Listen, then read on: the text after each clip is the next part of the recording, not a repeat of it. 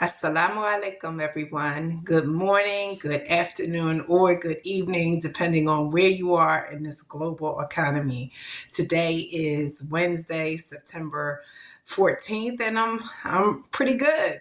I made it halfway through the month, so I have another 2 weeks to go, and every dollar is allocated. Every dollar has a job.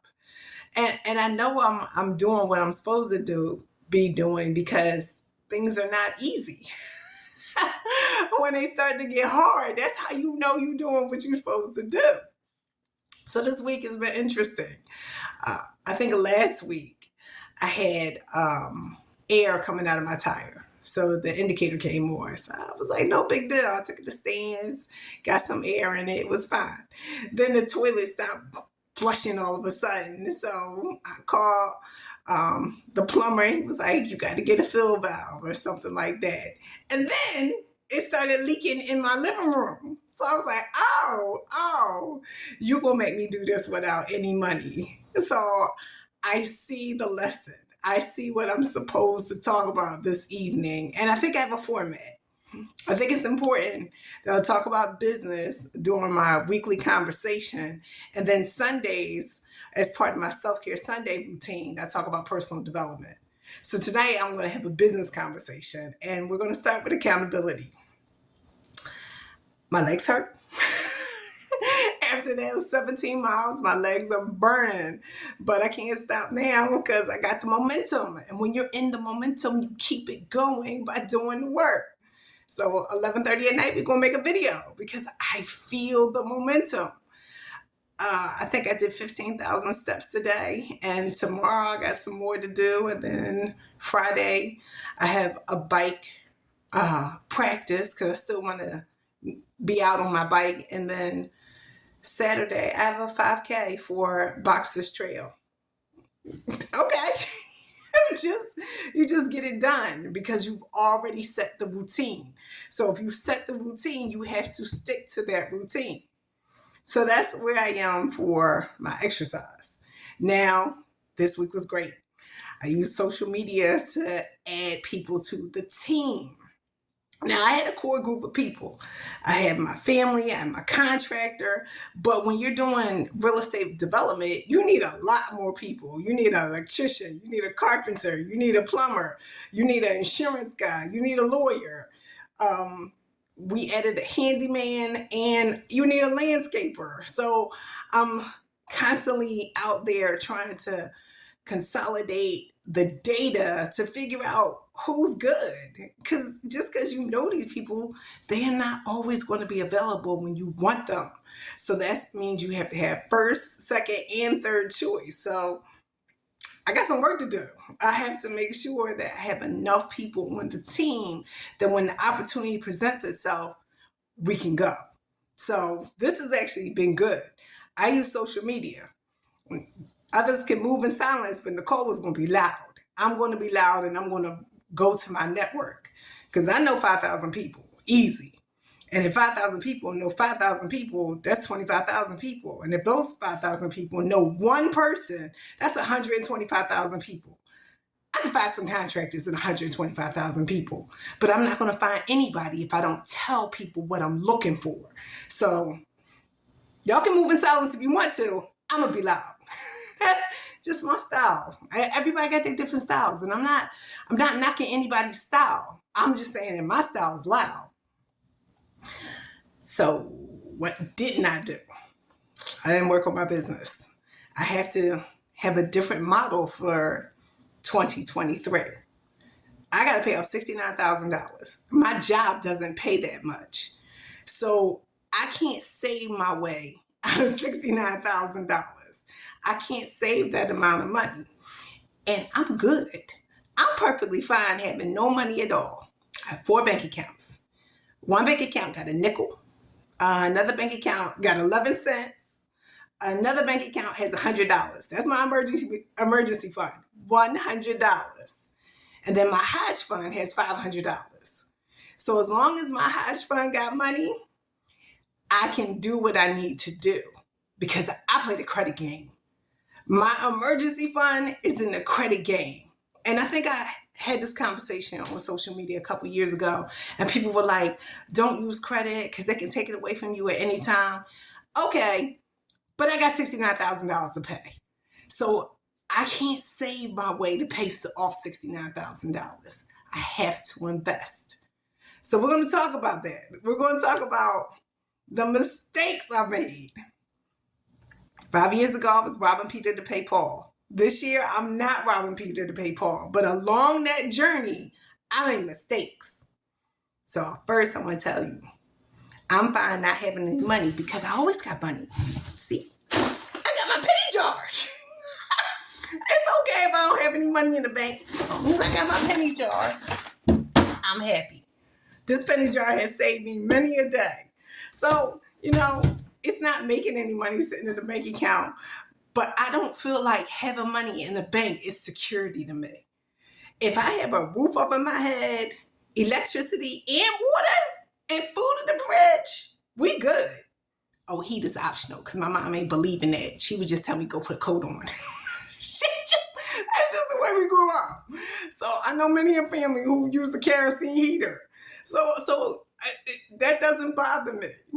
But I got light and water, I'm good. So I can survive with no money and be okay. Because my mom told me that you can get out of any financial situation with a job.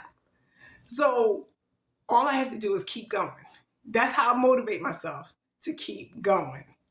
So let's talk about these mistakes. I think I got a line of credit a couple years ago, and I had to pay my son's tuition. I think the school was about $50,000. I had $20,000 in a settlement, and they gave me a scholarship for $20,000. So I still had $10 to pay off, and it was due like on the first of the month, and I was renovating the house, so I used the line of credit because they told me a line of credit is like a credit card. So I think I got the rest of the money like the 20th of the month. So I paid the amount that I had taken out. And it didn't pay off the line of credit. And I was like, well, why didn't it pay off the line of credit if it's like a credit card? And then I found out a line of credit is daily interest. It is not like a credit card because a credit card gives you 30 days interest free before you start accruing any interest. It gives you an opportunity to pay it off. And I didn't understand that.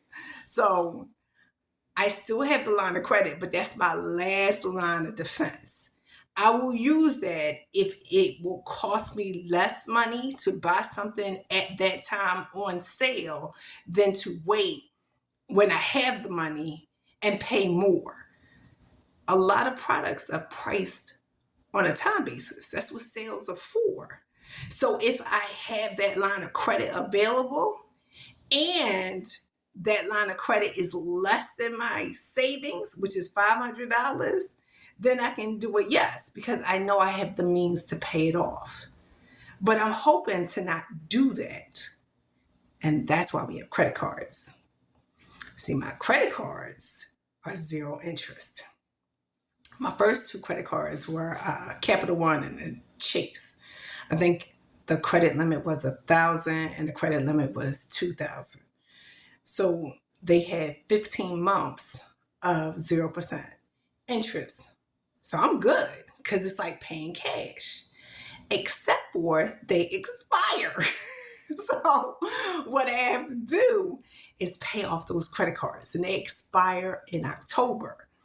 So around June, I started looking for 2 new cards.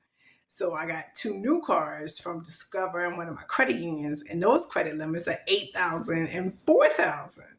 And those periods of zero interest are 15 months for Discover and 2 years for the credit union's card. So I'm going to cancel the ones that are due in October when they get down to zero and close those accounts. Now, other credit people will tell you keep those accounts open, bring down your score. I don't care. I'm very risk averse, which means I don't want to handle that risk. Because I know people that got 20 credit cards. So all they do is write checks every month. I ain't doing that. I got 2. Okay, I have 2. But let's not. But Home Depot is a is a special area, and that's the next thing I want to talk about. So I'm going to cancel those cards in October and then just use my 2 new cards that have 4 times the credit limit. So if I'm using those, I don't have to use the line of credit. Now I'm going to keep the line of credit open, but the objective is to not ever need it. So that's how I do it. I'm not saying everybody can do it this way because I had to grow in discipline. I had to put some years in this game to become a disciplined person.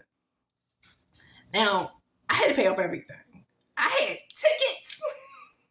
I had library fines. I had a gas bill. So I had to do some things to get here. It did not happen overnight. And I made mistakes. So I'm sharing these videos so that you don't make mistakes. It can be easier for you if you learn from how I messed up.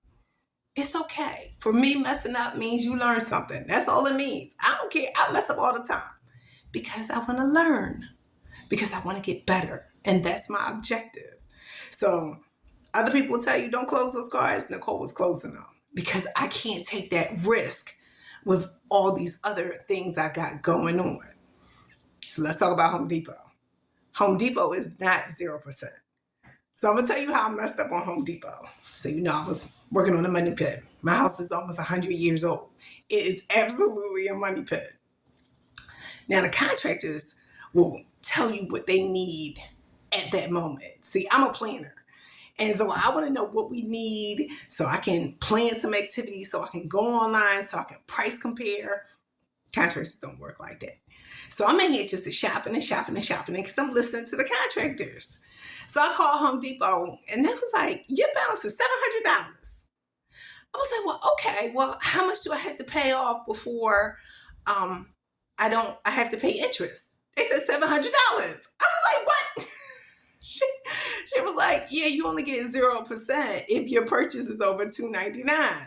And I had like $149 at $99. I had small amounts. If I was smarter, I could have combined all those small purchases to meet the threshold and get the 6-month 0 interest financing. But I didn't know. That's why I'm making this video right now so that you know. You learn from my mistake and plan it out. So I said, all right, well, I don't want to pay the interest, right? So I called up the same contractors and asked them to borrow the money so I could avoid the interest from Home Depot. And blessed that they actually believed in me and did it. And I had to pay them back. And I'd rather pay them back than pay interest at Home Depot, right? So that's how I know we can be a solution to each other's problem. Because I've done it before. I've absolutely done it. And I want to continue to do it. Because banks really don't loan money. Banks take deposits from the people, from their members, and just loan each other's money to each other and then make profit off of that. If we could be each other's lenders, we wouldn't need banks. Banks are just an intermediary to actually set up a process and have some accountability when people don't pay. We could do that. But we have to have trust and we have to have intermediaries. But who says the intermediary has to be a bank? Credit unions came out of churches. That's what people gathered. So the church decided that they were going to do a member-based, and it became a credit union. And then all of those members' money was just allocated within a bank. We can do this. And we can absolutely do this. So hopefully, inshallah, we'll get there. It could be a masjid. It doesn't have to be a bank. It doesn't have to be a church. It could just be a place where people are committed and they gather.